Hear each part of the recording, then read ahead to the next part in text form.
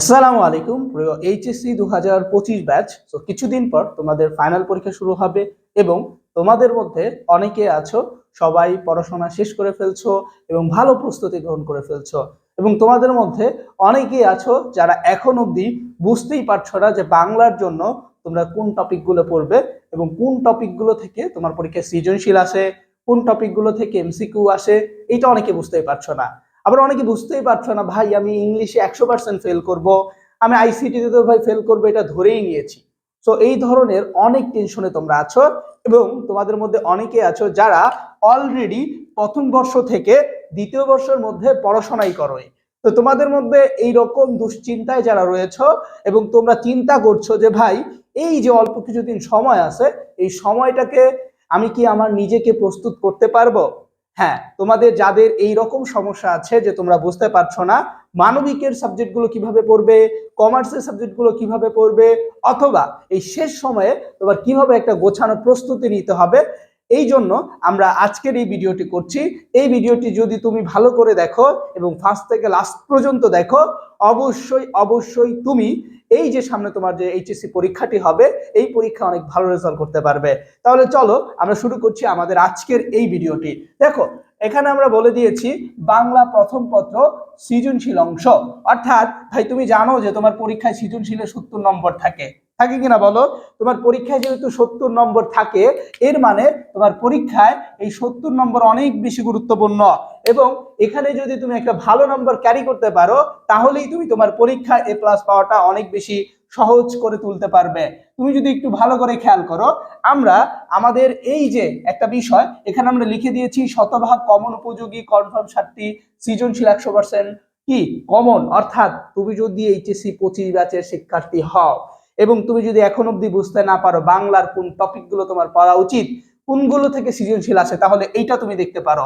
দেখো, আমরা প্রথমে সৃজনশীল 1, 2, 3, 4, 5, 6, 7 অর্থাৎ টোটাল আমরা তোমাদের জন্য 7টা সৃজনশীলের টপিক দিয়ে দিয়েছি, এবং এই 7টা টপিক যদি তুমি ভাই পড়ো তুমি কনফার্ম 7টা সৃজনশীল কমন পাবা। তুমি ঢাকা বোর্ড হও, তুমি চট্টগ্রাম, রাজশাহী, ময়মনসিংহ, তুমি যে বোর্ডেরই শিক্ষার্থী হও না কেন, কুমিল্লা বোর্ডের শিক্ষার্থীও যদি হও, এগুলো থেকে তুমি অবশ্যই অবশ্যই কমন পাবে।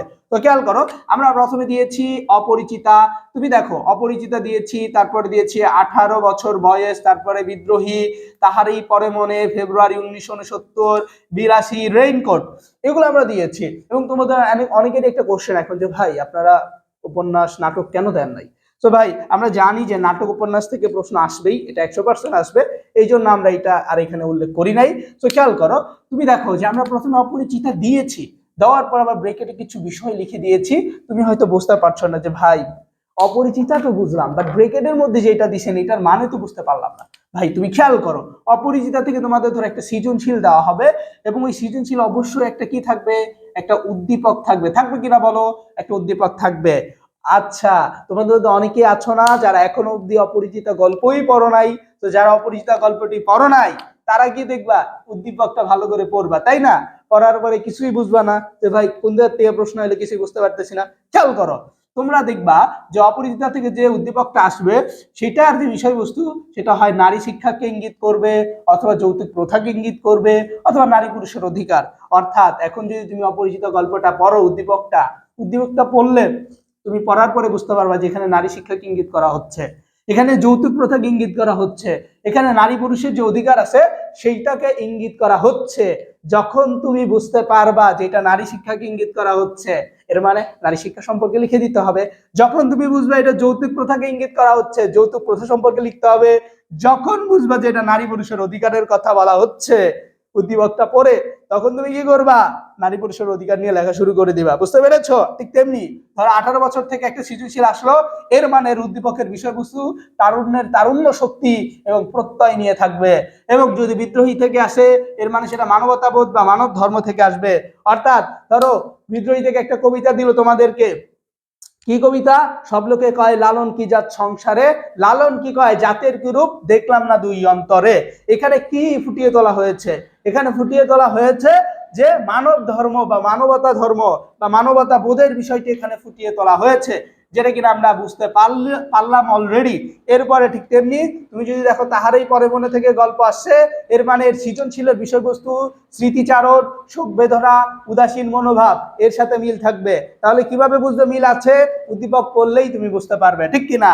তারপরে যদি ফেব্রুয়ারি 1970 থেকে আসে, ভাষা আন্দোলন, দেশপ্রেমের সাথে মিল থাকবে, ঠিক আছে, ফেব্রুয়ারি 1970। তারপরে 82 থেকে আসলে ন্যায় বিচার, উদার মানবিকতা।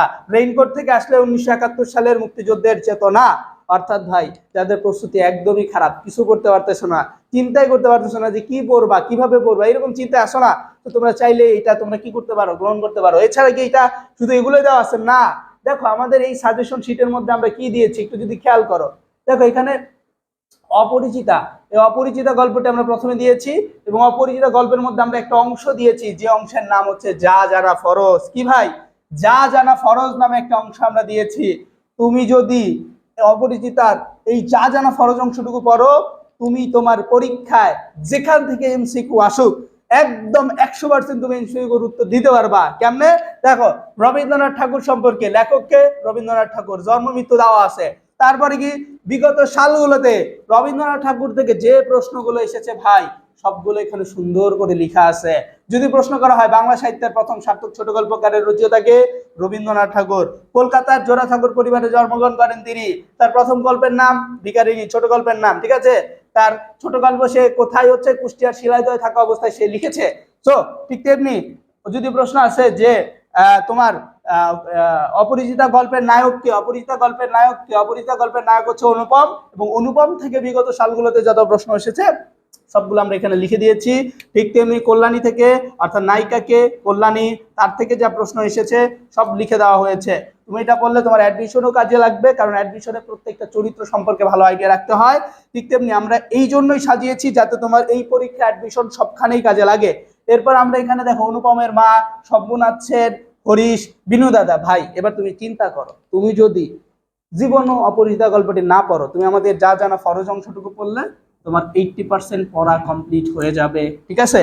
তাইলে তোমার আর কোনো প্যারাই থাকবে না, মনে থাকবে, কোনো প্যারাই থাকবে না। এছাড়া দেখো আমরা এখানে কি দিয়েছি একটু যদি খেয়াল করো ভাই, এখানে আমরা এছাড়া কি দিয়েছি, এখানে আমরা এই যে দেখো প্রায় 47টা প্রশ্ন দিয়েছি। এগুলো পড়লে এখান থেকে তুমি যে কোনো জ্ঞানমূলক অনুধাবন অথবা তোমার হচ্ছে কি বলে এমসিকিউ কমন পাবা ইনশাআল্লাহ।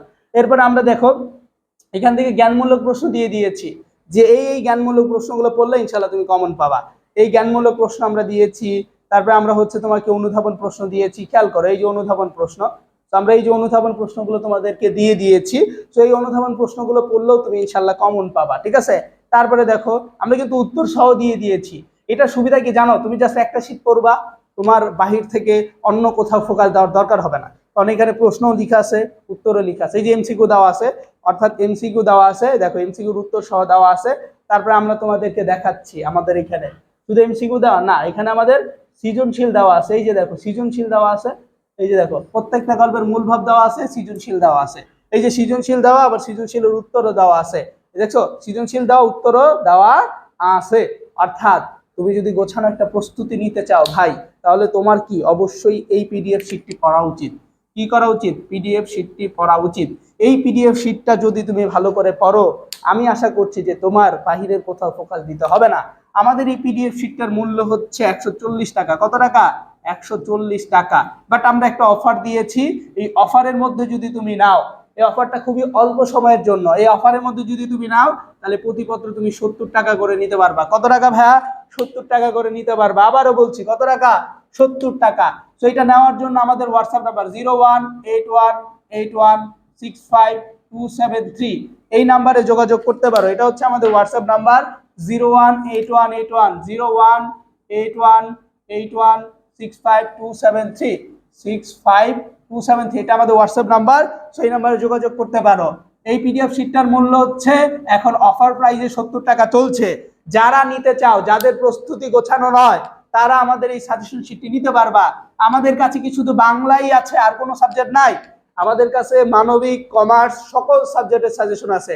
আমি যদি তোমাদেরকে একটু দেখায় দিই তাহলে বুঝতে পারবা। যেমন বাংলা দ্বিতীয় পত্র আছে, প্রতিপত্র 70 টাকা। যেমন বাংলা প্রথম 70, বাংলা দ্বিতীয় 70, অফার প্রাইস, ঠিক আছে। ঠিক তেমনি তুমি যদি মানবিকের শিক্ষার্থী হও তাহলে তোমার সাবজেক্ট হচ্ছে 13টা পত্র। সেই 13টা পত্রের দাম আসবে 70 টাকা করে, 910 টাকা। আর যদি তুমি পরবর্তীতে নাও, অফার মূল্যের শেষে নাও, তাহলে তোমার আসবে 1820 টাকা। তাহলে তুমি ভেবে নাও যে তোমার কখন নেওয়া উচিত। অবশ্যই অফার প্রাইজে নেওয়া উচিত, ঠিক আছে? খেয়াল করো, এই যে আমাদের বাংলা দ্বিতীয় পত্র, দেখো এখানে আমরা যা প্রয়োজন সব দিয়ে দিয়েছি, ব্যাকরণিক শব্দ শ্রেণী সবকিছু দিয়ে দেওয়া আছে উত্তর সহকারে। ভাই আমি আবারও বলতেছি, উত্তর সহকারে দেওয়ার মানে হচ্ছে যে তোমার জানি ফোকাসটা এখানেই থাকে, অন্য কোথাও যাতে না যায়, ঠিক আছে? আমরা এখানে সবকিছু দিয়ে দিয়েছি। তো তুমি খেয়াল করতে পারো, এখানে যদি তুমি ভালো করে লক্ষ্য করো তাহলে বুঝতে পারবা ব্যাপারটা, ঠিক আছে?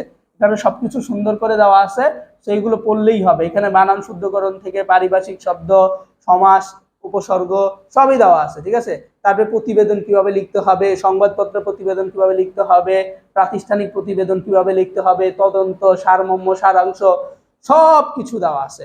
এরপরে আমাদের যদি আইসিটিটা দেখাই, দেখো আইসিটিতে কিছু চ্যাপ্টার অধ্যায় আছে যে কনফার্ম 5টা সৃজনশীল টপিক দেওয়া আছে, যেগুলো লাল লাল সেগুলো বেশি গুরুত্বপূর্ণ। সো এই টপিকগুলো তুমি যদি পড়ো, তুমি 5টা সৃজনশীল 100তে 100 কমন পাবা। আমি বলছি তুমি কমন পাবাই, এখানে কোনো মিস হবে না, তুমি কমন পাবাই, 100% কমন পাবা, ঠিক আছে? তো এখানে আমরা দেখো জ্ঞানমূলক প্রশ্ন দিয়েছি, তারপরে আমরা এখানে কি দিয়েছি, আমরা জ্ঞানমূলকের পরে আমরা এখানে অনুধাবন প্রশ্ন দিয়েছি। অর্থাৎ প্রত্যেকটা জ্ঞানমূলক, অনুধাবন, সৃজনশীল, এমসিকিউ, আমি বলি 100 মার্কের জন্য যা যা প্রয়োজন, জ্ঞানমূলক, অনুধাবন, সৃজনশীল, এমসিকিউ, পুরো ফুল প্যাকেজ 100 মার্কের জন্য যা প্রয়োজন সবকিছু সাজেশন শিটে আছে এবং উত্তর সহ দেওয়া আছে, ঠিক আছে? এরপরে দেখো ইংলিশ সেকেন্ড পেপারে যেই প্রিপোজিশন গুলো সব থেকে বেশি গুরুত্বপূর্ণ আমরা একটা লিস্ট দিয়েছি, প্রায় 128টা প্রিপোজিশন আমরা হচ্ছে এখানে লিস্ট করে দিয়েছি, যেগুলো তোমাকে পড়তেই হবে। 129টা, তো এগুলো পড়তেই হবে। এগুলো পড়লে ইনশাল্লাহ তুমি যেই প্রিপোজিশনে আসো কমন পাবা। যদি তোমার বিশ্বাস না হয়, তুমি একটা কাজ করো, এটা একটা স্ক্রিনশট দিয়ে তোমার বিগত সালে অথবা তুমি যে এবার পরীক্ষা দিয়েছো টেস্ট পরীক্ষা, এই পরীক্ষার প্রশ্নে দেখো যে এখান থেকে আসলেই কমন পড়ছে কিনা, মিলায় দেখো। আশা করছি যে তোমার পরীক্ষায় কমন পড়েছে। তারপরে দেখো এখানে স্পেশাল ওয়ার্ডস আর ফ্রেজ, আমরা এখানে কিছু শর্টকাট টেকনিক ব্যবহার করে দিয়েছি। দেখো কি, সেটা হচ্ছে যে লেট অ্যালোন কোথায় বসা যায়, লেট অ্যালোনের মানে হচ্ছে চিন্তা করা যায় না এমন অথবা দূরের কথা। খেয়াল করো ভাই, এখানে বলা হয়েছে যে প্রত্যাশা এবং বাস্তবতার সাথে মিল আছে। কিসের সাথে? প্রত্যাশা এবং বাস্তবতার সাথে মিল আছে। তাহলে খেয়াল করো, আমরা এখানে সহজভাবে শিখাই দিই। দেখো এখানে একটা 2000, এখানে 200, তাহলে এটা হচ্ছে ছোট জিনিস আর এটা হচ্ছে বড় জিনিস। তাহলে আমরা সহজভাবে শিখাই কি জানো, ছোট এবং বড় এর মাঝখানে লেট অ্যালোন বসে। ঠিক তেমনি হিম হচ্ছে ছোট আর ফ্যামিলি হচ্ছে বড়, তাহলে ছোট বড় মাঝখানে কে বসে? অবশ্যই লেট অ্যালোন বসে। ঠিক তেমনি মোবাইল এবং কম্পিউটার, এই দুইটার মাঝখানে কে বসবে? লেট অ্যালোন বসবে। কারণ কি? কারণ মোবাইল হচ্ছে ছোট বিষয় আর কম্পিউটার হচ্ছে বড় বিষয়। যখন ছোট এবং বড় কথাটি উল্লেখ থাকবে, এর মানে এর মাঝখানে কি বসবে? অবশ্যই এর মাঝখানে লেট অ্যালোন বসবে।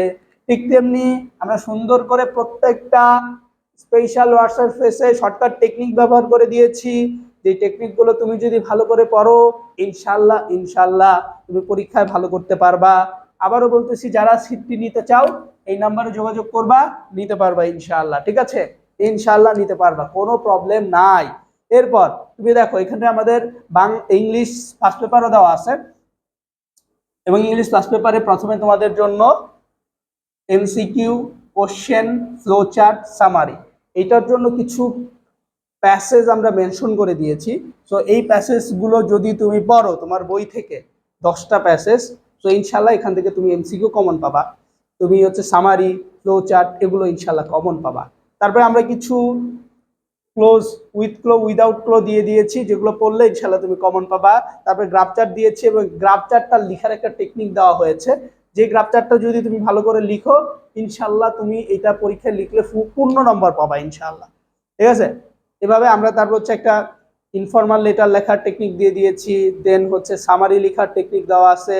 তারপরে আবার যে ইনফর্মাল লেটারগুলো আমরা সহজ মনে করি বা যেগুলো তোমাদের পরীক্ষায় আসতে পারে, সেগুলোর জন্য আমরা হচ্ছে সুন্দর করে উত্তর দিয়ে দিয়েছি, সেগুলো পড়লেই হবে। এবার আমি যদি কমার্সের সাবজেক্ট দেখি, যেমন অর্থনীতি নিয়ে যাদের প্রবলেম আছে, তো তোমরা আমাদের অর্থনীতি দেখো 7টা সৃজনশীল টপিক আছে, তোমার পরীক্ষায় 7টা সৃজনশীল টপিক পড়লেই এনাফ। এর পাশাপাশি আমরা প্রত্যেকটা অধ্যায় থেকে জ্ঞানমূলক, তারপর অনুধাবন, সৃজনশীল সবকিছু দিয়ে দিয়েছি উত্তর সহকারে। সেকেন্ড পেপারও দেওয়া আছে। তারপরে আমরা তোমাদেরকে যেমন ইসলামের ইতিহাস সহ মানবিকের সকল সাবজেক্টই আছে, তোমরা আমাদের নক করবা, হোয়াটসঅ্যাপে জিজ্ঞেস করবা, কল দিবা, কথা বলবা। যাদের যে সমস্যা আছে, মেন কথা হচ্ছে যে তুমি পুরোটা কল দিবা, আমাদের সাথে কথা বলে সমস্যাটা পার্সপেক্টিভে তুমি আমাদের থেকে ওষুধ দিবা, তাহলে দেখবে যে তুমি ভালো করতে পারবা। ঠিক আছে, তারপরে দেখো আমাদের কাছে হিসাব বিজ্ঞান আছে, যারা কমার্সের আছো হিসাব বিজ্ঞান নিতে পারো, এখানে সুন্দর করে সাজানো আছে। এখন অনেকে বললো ভাই জ্ঞানমূলক কই, অনুধাবন কই, তোমরা তো জানো যে হিসাব বিজ্ঞানে জ্ঞানমূলক অনুধাবন থাকে না, এই জন্য দেই নেই। ঠিক আছে, তারপরে হিসাব বিজ্ঞান দ্বিতীয় পত্র আছে, ফাইন্যান্সে দেখো ঠিকই দেওয়া আছে জ্ঞানমূলক অনুধাবন, দেখছো দেওয়া আছে। এর মানে কি, যেখানে দরকার যেটা আমরা সেখানে সেটা দিয়ে দিছি, কোনো প্যারা নাই। তো যারা সাজেশন শিট নিতে চাও, যাদের প্রস্তুতি একদমই অগোছানো, যারা এই ভিডিওটি শেষ পর্যন্ত দেখো নাই, তারা দেখে নাও। আশা করছি যে তোমাদের অনেক অনেক বেশি উপকার হবে এই ভিডিওটির মাধ্যমে। এবং যারা এখনো সাজেশন শিট নাও নাই, তোমরা সবাই আমাদের কি করবা, হোয়াটসঅ্যাপে নক করবা, বিশেষ করে হোয়াটসঅ্যাপে নক করবা, কারণ হোয়াটসঅ্যাপে আমরা বেশি অ্যাক্টিভ থাকি। ঠিক আছে, তো সবার জন্য শুভকামনা রইল, সবাই ভালো থাকবে, সুস্থ থাকবে। এবং অফার প্রাইস কিন্তু মাত্র 70 টাকা, এই অল্প সময়ের জন্য আছে, তো তুমি নিয়ে নিতে পারো। আশা করছি তোমার উপকার হবে ইনশাআল্লাহ। আসসালামু আলাইকুম।